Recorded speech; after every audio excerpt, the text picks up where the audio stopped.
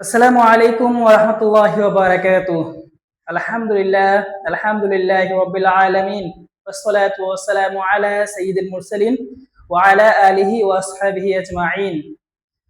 قال الله تعالى في القرآن المجيد أعوذ بالله من الشيطان الرجيم بسم الله الرحمن الرحيم وإذ قال ربك للملائكة إني جاعل في الأرض خليفة أما بعد সুপ্রিয় শিক্ষার্থীরা, expert online offline একাডেমির পক্ষ থেকে সবাইকে স্বাগতম। ইতিমধ্যে আমাদের দাখিল 2026 ব্যাচের 2টা ক্লাস শেষ হয়ে গেছে। তোমরা যারা আমাদের নিয়মিত ক্লাসগুলো ফলো করো, তোমরা জানো যে আমাদের ক্লাসগুলা কি পরিমাণ গবেষণামূলক। যারা আমাদের ক্লাসগুলো নিয়মিত ফলো করে তারা অবশ্যই আমাদের এখান থেকে তারা লাভবান হচ্ছে। তো আজকে আমরা আলোচনা করব সূরা বাকারার 30 থেকে 32 নম্বর আয়াত নিয়ে। ওয়াইজ ক্বালা রাব্বুকা, এই যে আয়াত আছে এখানে শেষ হয়েছে আল আলিমুল হাকিম, এখান থেকে আমাদের আয়াতটা শেষ হয়েছে। তো এই আয়াতগুলা পরীক্ষার সময় বেশিরভাগ সময় পরীক্ষায় আসে। আমরা অ্যানালাইসিস করে দেখেছি যে পরীক্ষার প্রশ্নগুলো যেগুলো আসে এগুলো হচ্ছে প্রতি বছর 17 থেকে 20 সামথিং এই টাইপের প্রশ্ন আসে। যেমন একটা কোনো কোনো প্রশ্ন দেখা যায় 3-4-5 বার চলে আসছে লাস্ট 5 বছরের মধ্যে। এরকম একটা একটা হচ্ছে আয়াত হচ্ছে এই আয়াতটা। এই আয়াত থেকে হচ্ছে আমরা আগে মানবন্টন আলোচনা করেছি, আমরা এখন মানবন্টন আলোচনা করব না। তোমরা দেখতে পাচ্ছ যে অঙ্গতে 5 মার্ক আছে এবং প্রশ্নের মধ্যে 3 মার্ক আছে। এখন আমি প্রশ্ন কয়েকটা এখানে উল্লেখ করেছি, এই প্রশ্নগুলোর মধ্যে থেকে ইনশাল্লাহ তোমাদের কাঙ্ক্ষিত যে প্রশ্ন সেটা চলে আসবে ইনশাল্লাহ। তো এটা হচ্ছে আমাদের নিজস্ব সাজেশন অন্তর্ভুক্ত, আমাদের নিজস্ব সাজেশন থেকে আমরা এই প্রশ্নগুলো আমরা কালেক্ট করে এখানে লিখেছি। দেখো প্রশ্ন কি আছে,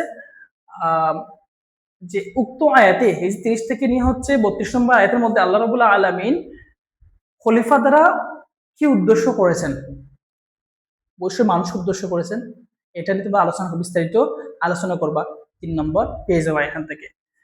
এরপর হচ্ছে মানুষকে পৃথিবীর প্রতিনিধি বা খলিফা হিসেবে দায়িত্ব দেওয়ার মাধ্যমে মানবজাতির করণীয় ও নৈতিক দায়িত্ব কি সেটা নিয়ে আলোচনা করো।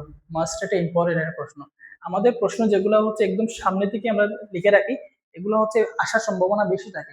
তোমরা যখন আলফাদা সাজেশন ফলো করো, দেখো কোনো কোনো প্রশ্ন মানে উল্লেখ করা আছে 99%, কোনটা 3 স্টার আছে, 2 স্টার আছে এবং 1 স্টার আছে।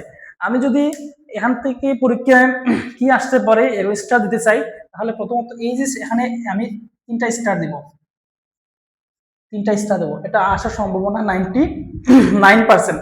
এরপরে দেখো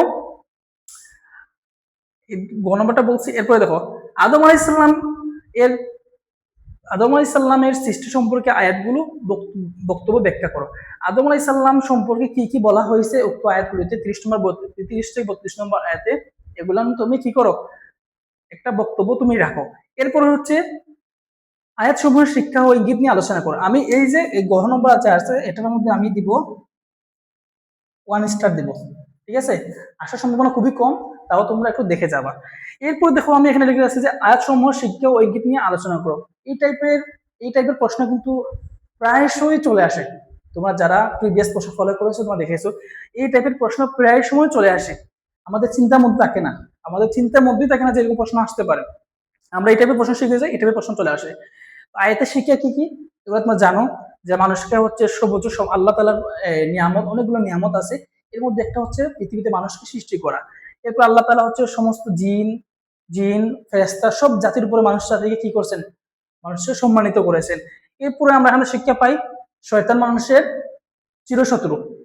এরপরে আরো কি পাই আমরা, আরো অনেকগুলো আমরা শিক্ষা পাই, এগুলো তোমরা এই বইয়ের মধ্যে আছে, তোমরা দেখে নিও, আমি বিস্তারিত আলোচনা করব না। আমাদের যেহেতু সাজেশনমূলক ক্লাস, আমরা এই মানে কম সময়ের মধ্যে আমরা কিভাবে তোমাদের পরিপূর্ণ প্রতিটা সাবজেক্টের সাজেশন দিতে পারি সেগুলো নিয়ে আমরা আলোচনা করবো।